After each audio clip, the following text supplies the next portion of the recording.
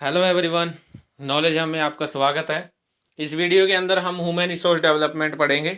जैसे कि मैंने ह्यूमन रिसोर्स डेवलपमेंट के बारे में बता चुका हूं। मैं पिछली वीडियोस में मैंने अपनी सारी वीडियोस में बताया ह्यूमन रिसोर्स डेवलपमेंट क्या है। ह्यूमन रिसोर्स डेवलपमेंट होता है कि जितने भी आपके ह्यूमन रिसोर्सेज होते हैं, जितने भी आपके एम्प्लॉयज़ होते हैं, वर्कर्स होते हैं, मैनेजर्स होते हैं, ठीक है, उनकी नॉलेज को इंक्रीज करना, एफिशिएंसी को इंक्रीज करना और उनकी जो वर्क क्वालिटी है उसमें इंप्रूवमेंट लेके आना, उनकी स्किल्स को भी इम्प्रूव करना, ठीक है, ताकि वो क्या कर सके, बेटर से बेटर यूटिलाइजेशन रिसोर्सेज का कर सके और जो आपके फर्म के ऑब्जेक्टिव्स हैं उनको अचीव करके उनका जो डेवलपमेंट करते हैं, ह्यूमन रिसोर्स का जो डेवलपमेंट करते हैं, उनकी नॉलेज एफिशिएंसी को इंक्रीज करते हैं, वो आपका क्या कहलाता है, यू ह्यूमन रिसोर्स डेवलपमेंट कहलाता है। ठीक है, अब उसके अंदर हम पॉइंट पढ़ रहे थे ऑर्गेनाइजेशनल इफेक्टिवनेस। ये आज की लास्ट वीडियो होगी ऑर्गेनाइजेशनल इफेक्टिवनेस पे। आज ये चैप्टर कंप्लीट हो जाएगा। तो ऑर्गेनाइजेशनल इफेक्टिवनेस, जैसे कि मैंने पहले बताया है कि ऑर्गेनाइजेशनल इफेक्टिवनेस क्या होता है, इसका मीनिंग और डेफिनेशन मैंने पहले भी बताया हुआ है। इस वीडियो में फिर से बता देता हूँ कि ह्यूमन रिसोर्स जो ऑर्गेनाइजेशनल इफेक्टिवनेस है वो क्या होती है।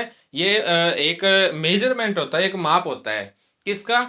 जो आपकी फर्म है उसका एक माप होता है कि जो आपकी फर्म है, जो आपकी ऑर्गेनाइजेशन है, वो अवेलेबल रिसोर्सेज, जितने भी आपके पास रिसोर्सेज उस टाइम होते हैं, ठीक है, जो आपके पास रिसोर्सेज पड़े हैं या जो आपके पास इंफॉर्मेशन पड़ी है, उसके अकॉर्डिंग आप उनका बेटर यूटिलाइजेशन करके जो आपके ऑब्जेक्टिव्स हैं ऑर्गेनाइजेशन के, उनको कितनी आसानी से अचीव कर सकते हो। ठीक है, तो वो आपकी ऑर्गेनाइजेशन की इफेक्टिवनेस को दिखाता है। जो आपका संगठन है उसकी प्रभावशीलता को दर्शाता है। अगर आप जो आपके ऑब्जेक्टिव्स हैं उनको अवेलेबल रिसोर्सेज से इजीली अचीव कर लें। ठीक है, तो इसकी डेफिनेशन भी मैंने दी हुई है। Effectiveness may be define as the degree. जो इफेक्टिवनेस है वो कैसे डिफाइन की जाती है? एक डिग्री के रूप में डिफाइन की जाती है।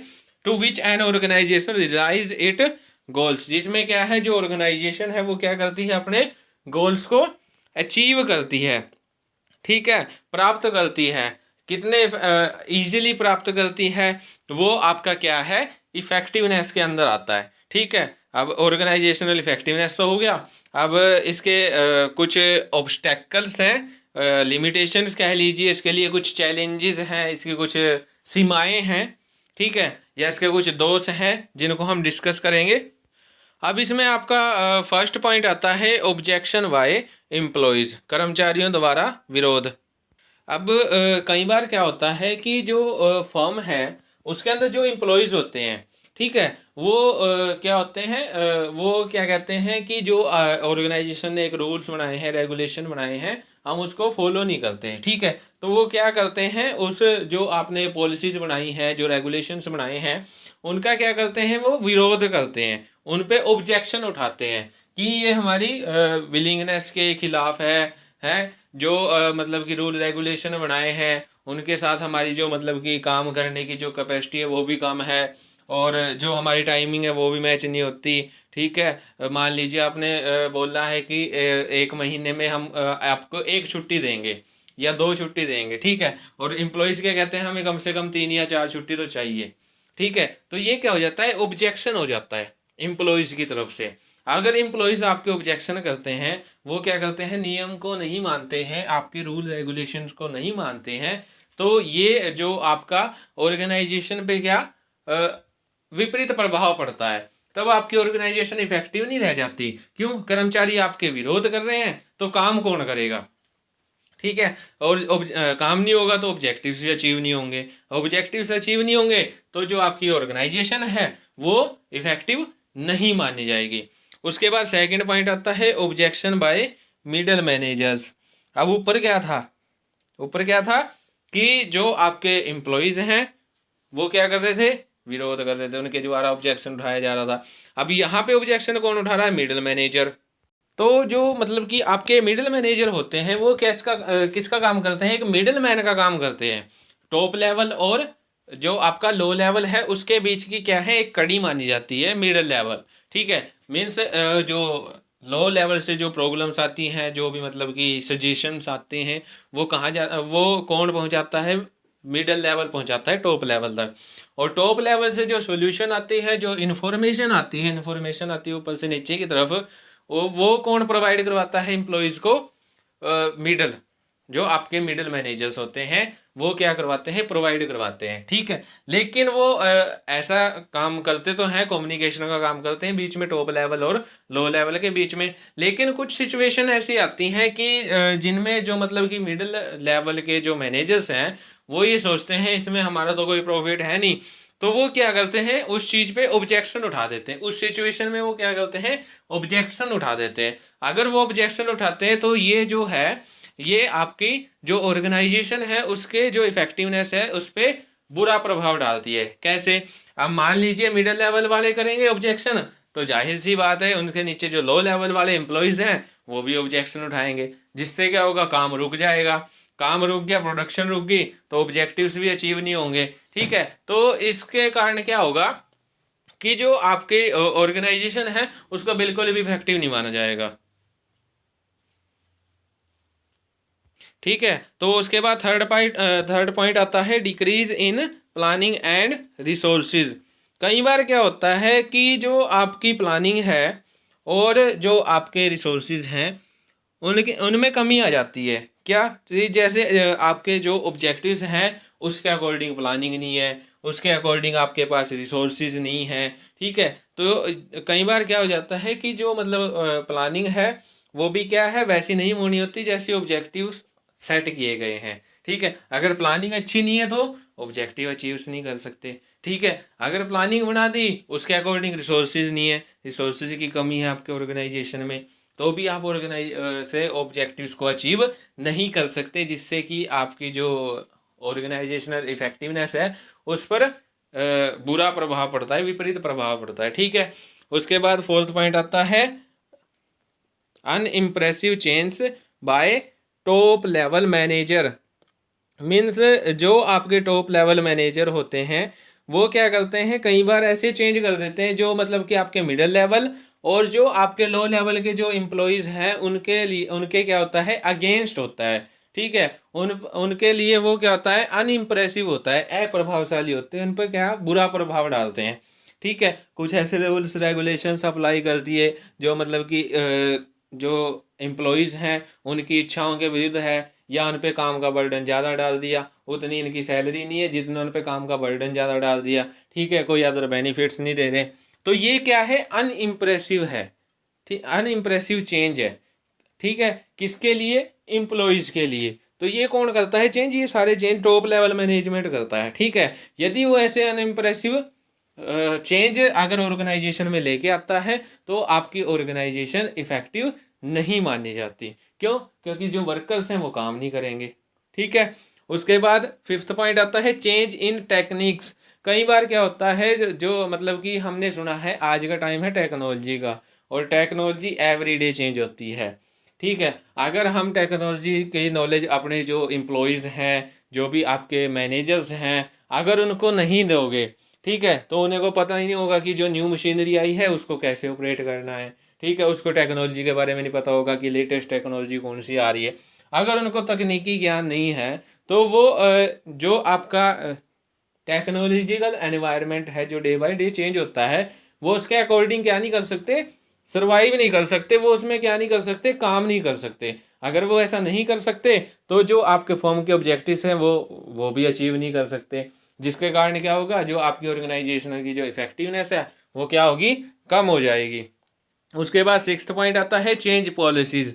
कई बार क्या होता है, गवर्नमेंट अपने रूल रेगुलेशंस वगैरह सब कुछ क्या कर देती है? चेंज कर देती है, ठीक है।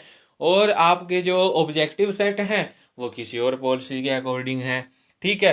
तो ऐसे में क्या होता है कि जो आपकी ऑर्गेनाइजेशन है वो ऑब्जेक्टिव्स को अचीव करने में फेल हो जाती है, ठीक है। या मतलब कि जो उसके ऑब्जेक्टिव्स हैं उनको इलीगल मान लिया जाता है, जिस कारण क्या होता है कि जो ऑर्गेनाइजेशन की इफेक्टिवनेस है वो भी कम हो जाती है, वो तो डाउन ही हो जाती है बिल्कुल। क्योंकि कोई भी ऐसा काम जो मतलब कि लॉ के अगेंस्ट होता है वो क्या माना जाता है? वॉइड माना जाता है, व्यर्थ होता है, ठीक है। तो उसके बाद सेवन्थ पॉइंट आता है lack of better resources utilisation. अब आपके पास प्लानिंग भी है, रिसोर्सेज भी है, लेकिन जो आपके पास रिसोर्सेज हैं उनका बेटर यूटिलाइजेशन नहीं है।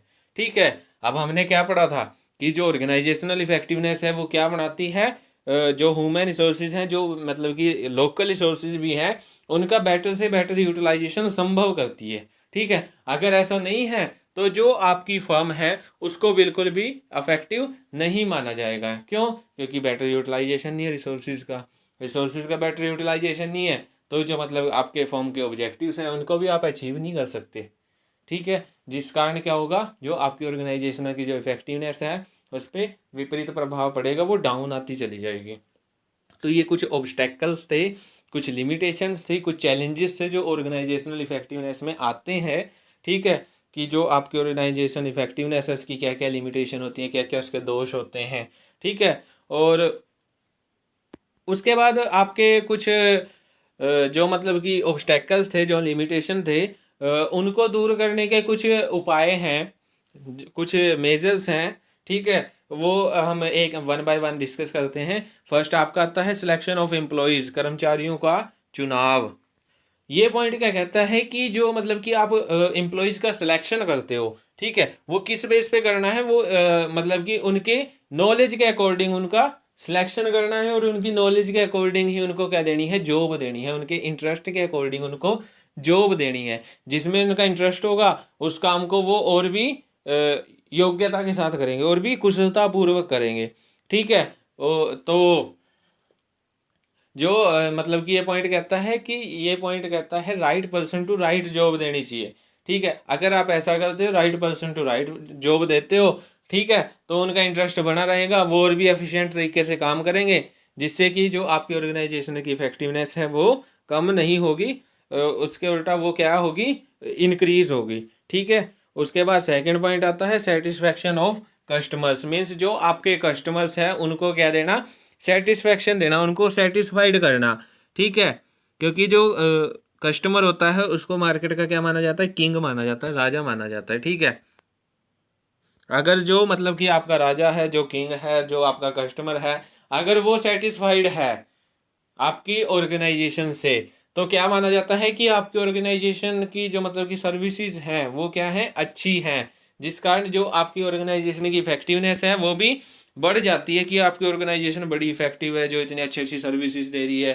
ठीक है, आफ्टर सेल सर्विसेज इतनी अच्छी प्रोवाइड करवा रही है।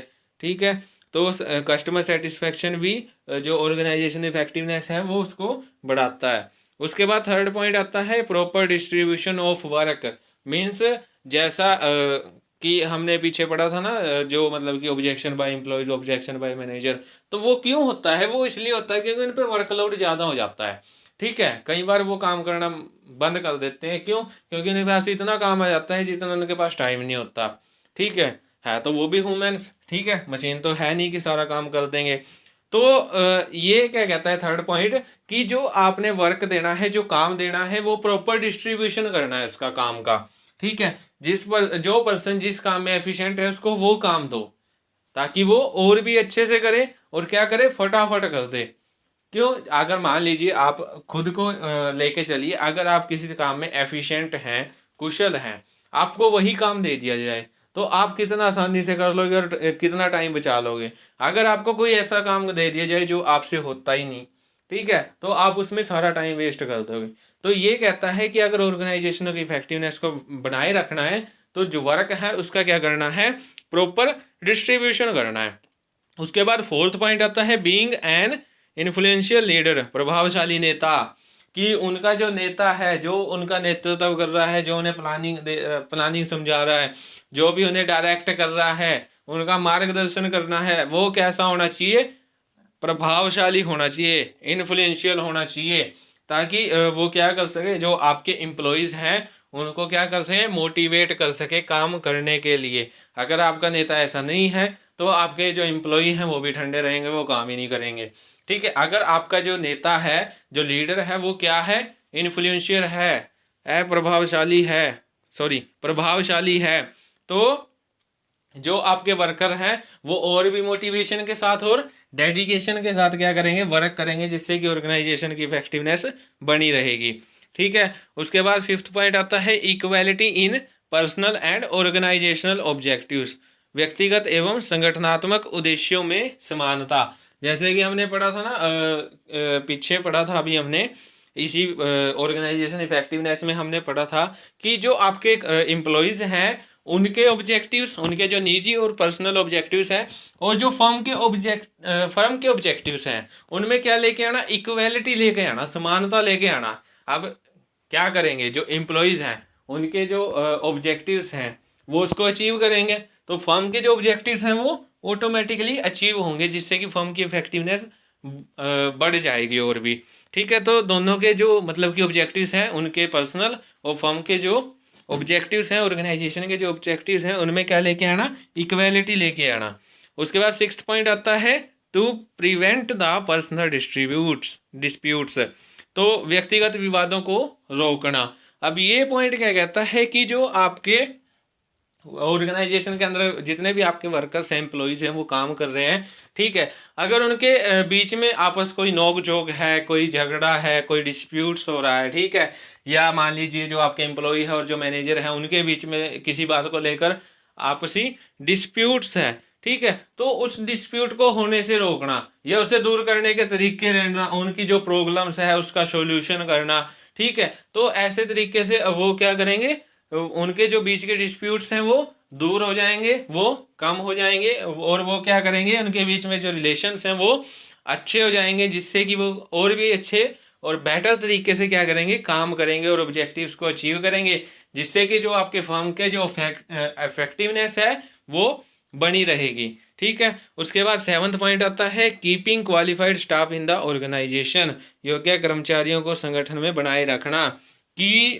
जो आपके योग्य कर्मचारी हैं, जो इस योग्य हैं कि आपके ऑर्गेनाइजेशन के साथ अच्छे से काम कर रहे हैं, ठीक है, ऑनेस्टी के साथ काम कर रहे हैं, डेडिकेशन से काम कर रहे हैं, ठीक है, लगा दिन रात लगे रहते हैं आपके ऑर्गेनाइजेशन के लिए, तो ऐसे जो एम्प्लॉयज़ हैं उनको क्या रखना, अपनी ऑर्गेनाइजेशन के अंदर बनाए रखना। अगर वो एम्प्लॉयज़ आपके ऑर्गेनाइजेशन के अंदर हैं, ठीक है, तो जो आपके ऑब्जेक्टिव्स हैं आप उनको आसानी से अचीव कर सकते हो। अगर आप कर ही रहे हो तो एक एम्प्लॉय गया, दूसरे का रिक्रूट कर लिया, सिलेक्शन, तो सारा जो मतलब कि आपका जो टाइम है वो उनको रिक्रूट करने में, उनको सिलेक्ट करने में, उनको ट्रेनिंग देने में ही निकल जाएगा, उनका डेवलपमेंट करने में ही निकल जाएगा, जिससे कि फर्म के ऑब्जेक्टिव्स ऐसे ही रह जाएंगे। और रिटेंशन कैसे रखनी है, उनको कैसे बनाए रखना है वो आपको पता ही है। ऑर्गेनाइजेशन क्या दे उनको, अदर बेनिफिट्स दे दे, फाइनेंशियल बेनिफिट्स दे दे, बीच में बोनस दे दे, जिससे कि वो आपके फर्म के साथ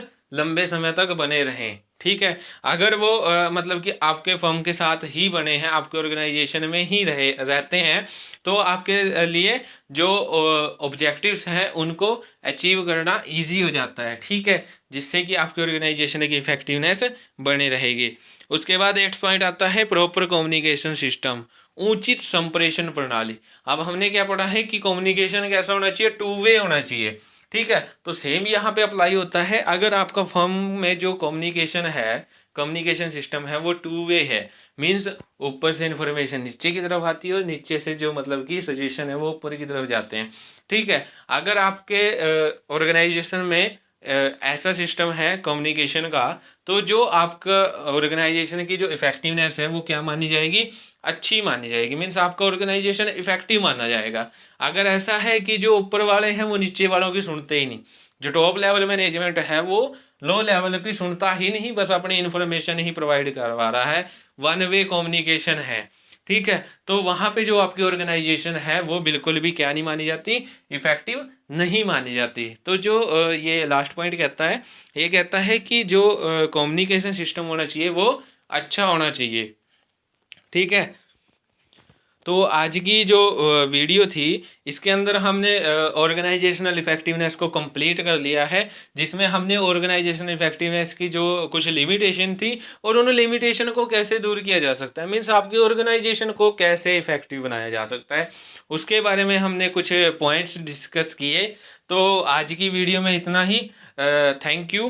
please like share and subscribe my channel.